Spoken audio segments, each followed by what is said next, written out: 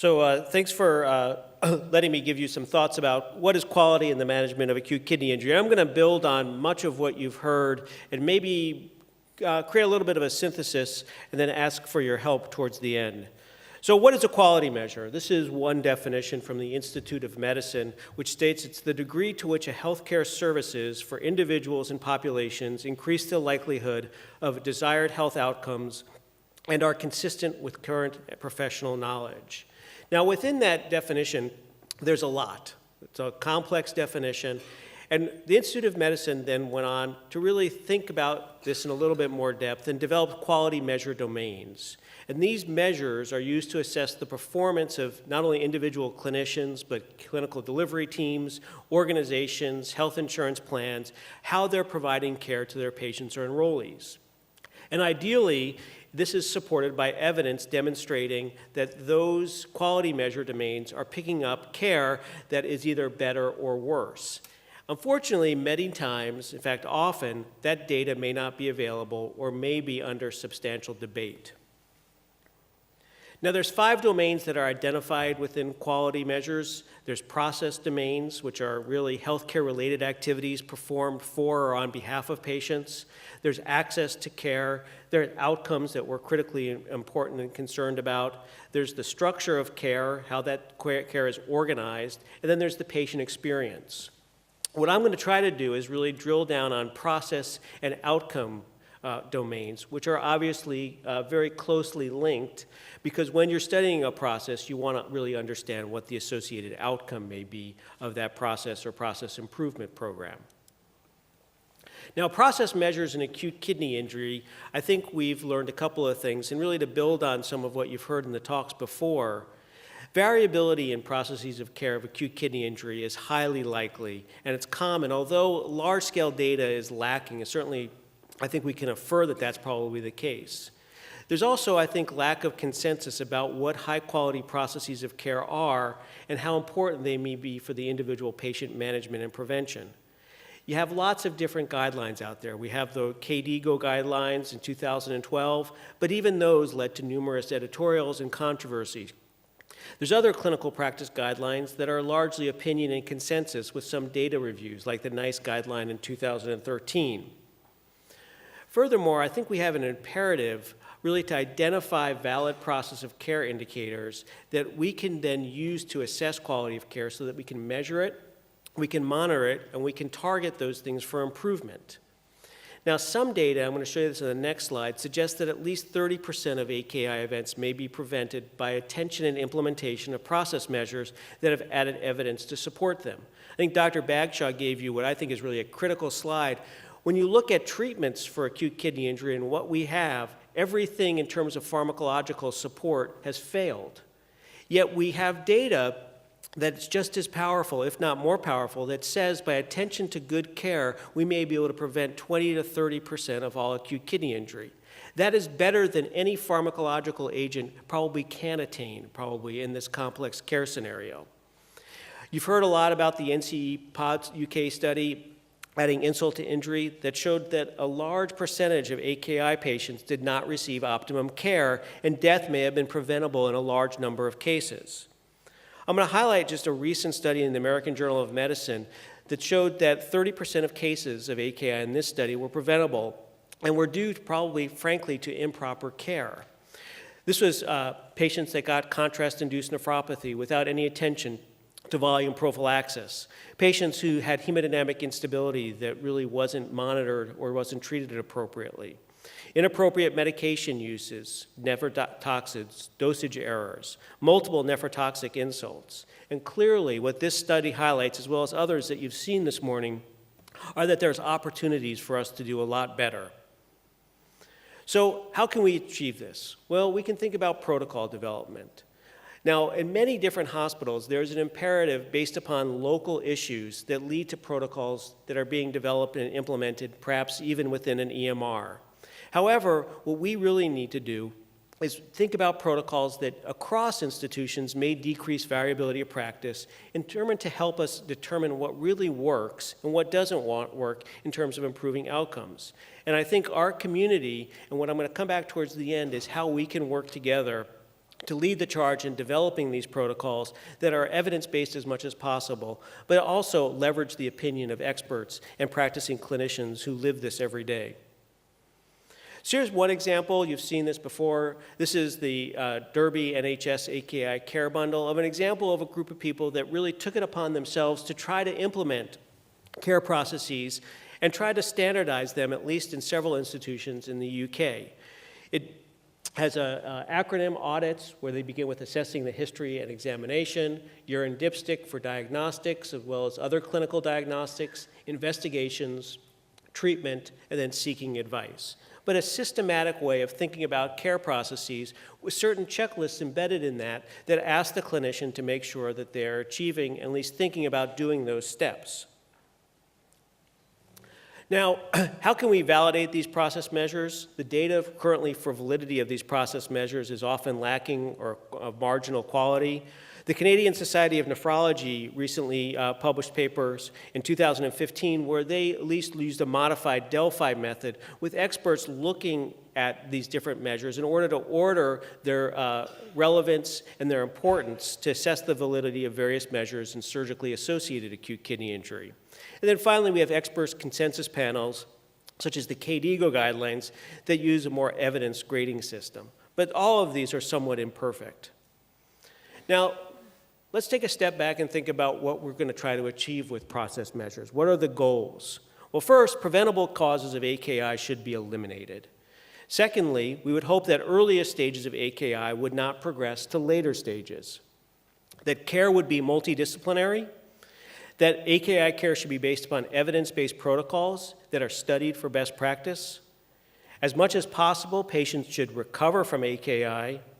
And lastly, those patients not recovering should have aggressive follow-up care. So with those goals in mind, can we design protocols that will allow us both to improve care and to also to study it to understand what works and what doesn't work? So what I want to take you through is what I think are some potential process of care measures looking through the continuum of AKI care, beginning with prevention of AKI, the early diagnosis of acute kidney injury, management of acute kidney injury, and then follow-up of acute kidney injury. For prevention of acute kidney injury, certainly we want to look at risk factors. We want to have cause-specific preventative strategies, things like contrast, surgery, nephrotoxins. For early diagnosis of acute kidney injury, we can think about the use of biomarkers. We certainly have guidelines from the NICE and KDIGO groups. We have e-alerts that you've heard so much about this morning, and we have care bundles that may be involved as well. In terms of management strategies, we have criteria for nephrology consultation, how we might best manage fluid therapy, how we might approach hemodynamic stability, and guidelines and quality measures for renal replacement therapy when it's needed. Then finally, for patients who require follow-up of acute kidney injury, we want to ensure that discharge follow-up occurs, that it's appropriate, that medications are appropriate and dosed appropriately, and there's reconciliation that's ongoing of their medication use. Now, what I'm going to show you in the next couple of slides may seem a little bit like a laundry list, but I want to put this out really for discussion to really begin the conversation about what can we think about within these stages that would be quality measures and process of care measures that we could hold ourselves accountable for. Certainly for prevention and early identification of acute kidney injury, we would want to obtain a serum creatinine and urinalysis before any potential nephrotoxic insult, surgery, contrast chemotherapy. We want to ideally think about using risk stratification tools that allow us to flag high-risk patients in the medical record. We want to think about expanding intravascular volume for nephrotoxin exposures and also monitoring serum creatinine, the fluid balance, and urine output after any nephrotoxic insult. Other measures would be to monitor the volume status and avoid volume depletion after a nephrotoxic insult. And for selected nephrotoxic drugs, we would implement specific significant plans. For aminoglycosides, we would use daily dosage, monitoring the levels. We would discontinue other nephrotoxins. We would avoid repeated contrast exposures. We would again monitor the serum creatinine after these exposures and avoid multiple nephrotoxic insults as well. Also, in the early identification for patients undergoing cardiac surgery, we might think about avoiding cardiac surgery within 24 hours of a nephrotoxic insult, or if the serum creatinine is rising until it's stabilized. We want to really use our pharmacist colleagues to ensure accurate and appropriate dosing of medications. And if AKI is suspected, perform and record the diagnostic testing with a urinalysis, with microscopic examination, and other things as may be applicable, including ultrasound or other measures. Now, for contrast-induced acute kidney injury, I'm not going to go through this, but there may be specific things for contrast-induced exposure that we may want to consider and use as part of our care pathway. That would include isotonic IV crystalloids to make sure that volume status was replete, thinking about using low osmolar or isoosmolar contrast agents, withholding certain nephrotoxic medicines before significant contrast exposures, and thinking about alternative imaging modalities in patients with existing advanced chronic kidney disease, stage 4 or higher. The same thing would be true for prevention of surgery-associated acute kidney injury. Again, thinking about withholding nephrotoxins, making sure that patients have stable renal function, using vasopressors and inotropes in patients with vasomotor shock that are unresponsive to fluids. Again, a laundry list of things that we may consider to try to systematize and really codify in the medical record to allow us, one, to hold ourselves accountable for doing these things, but also to look at say, whether these care pathways would actually improve outcomes. Moving on to early management of acute kidney injury and monitoring, certainly staging the severity using KDIGO methodology that we all have agreed upon, monitoring for electrolyte disorders and acid-base disorders at least daily, avoiding nephrotoxin exposure after diagnosis of acute kidney injury, using diuretics only when clearly indicated for volume overload, and again, a careful review of those medication exposures that we know are particularly hazardous for this group of patients. We want to maximize hemodynamics to ensure adequate renal perfusion pressure. Again, providing IV crystalloids to restore effective circulating volume and blood pressure in patients with signs of effective volume depletion, vasopressors and inotropes, and consider things like targeting higher mean blood pressures for patients who have longstanding hypertension, avoiding excess positive fluid balance.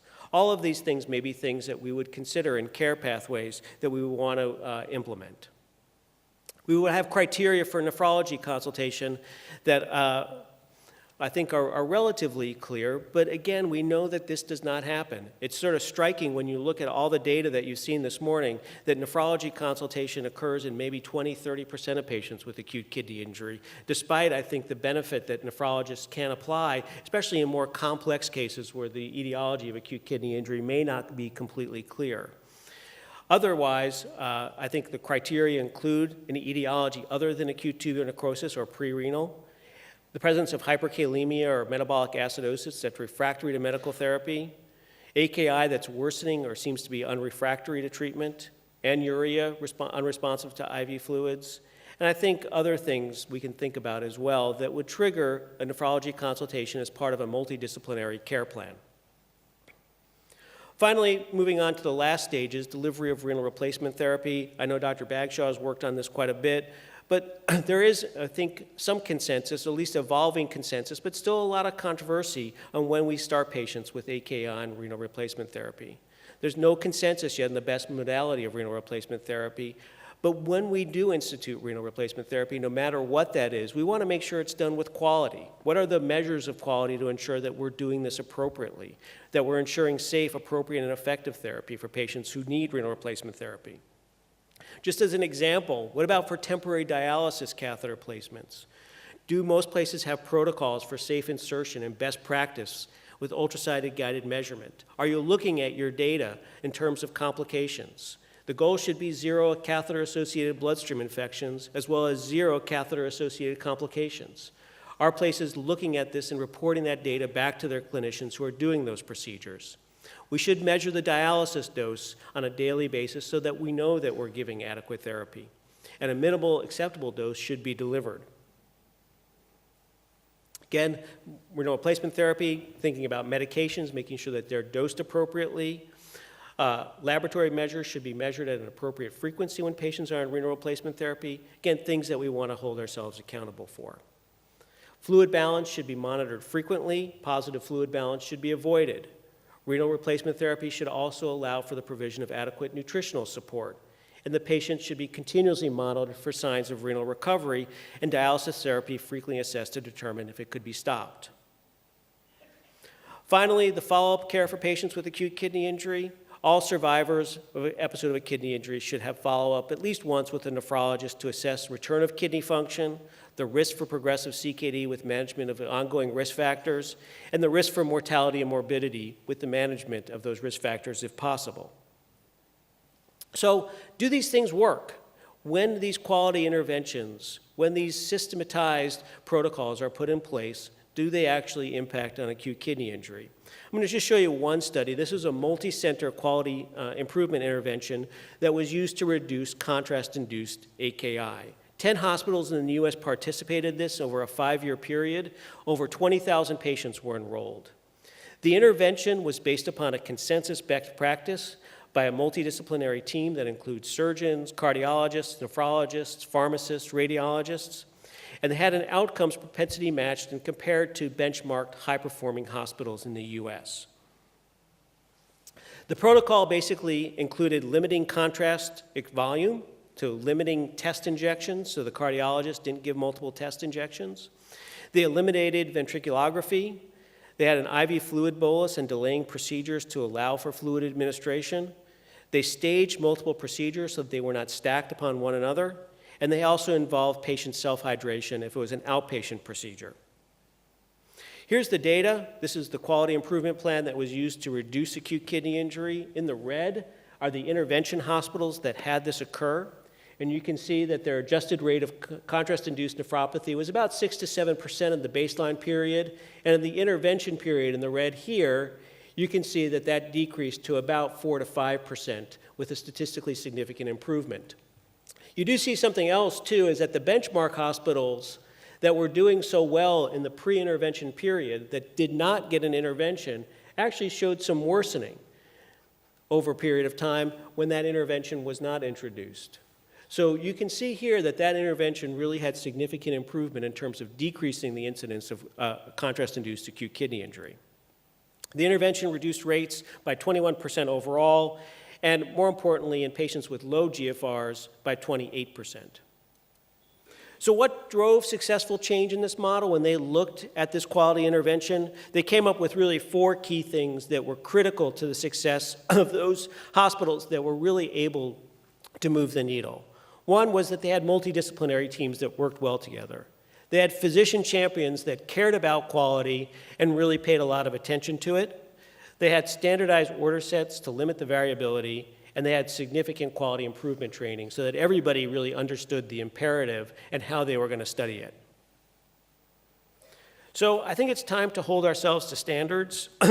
Using the above and examples that I think you've seen this morning, I think we can develop protocols and standards for cares of patients with acute kidney injury. Not all of them will be validated. Some of them we will disagree upon, but we can certainly start somewhere.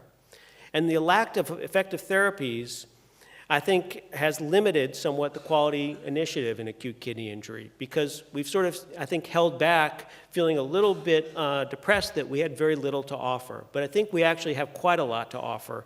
Imagine, again, decreasing the rate of acute kidney injury by 20 to 30%. If we compare data between centers, I think we can define best practices, and we can certainly use data mining, the use of electronic medical records, to define outcomes and to see what places perform particularly well and why they might do that. So in summary, acute kidney injury, as you've heard this morning, is serious, it's morbid, it's all too frequent, but it can be prevented in a substantial number of cases.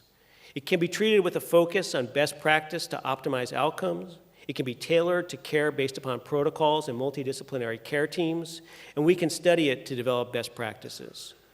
What shouldn't happen, though, is that we shouldn't have uncoordinated efforts to improve care that only lead to numerous protocols that aren't well studied but are single center. It's time to move away from slides that compare one center study to another center and show all the differences of why they may have different outcomes. We really want to have more of a coordinated, approach. And again, continued extreme variation in care leading to questions on what works and what doesn't work really has to be unacceptable to all of us. So in conclusions, I think we have an opportunity to do better. I think we know what that opportunity looks like. And Thomas Jefferson, who resonates through our community in Charlottesville, Virginia, said that nothing on earth can help the man with the wrong mental attitude. But I think we have the right mental attitude to make this change. So thank you very much.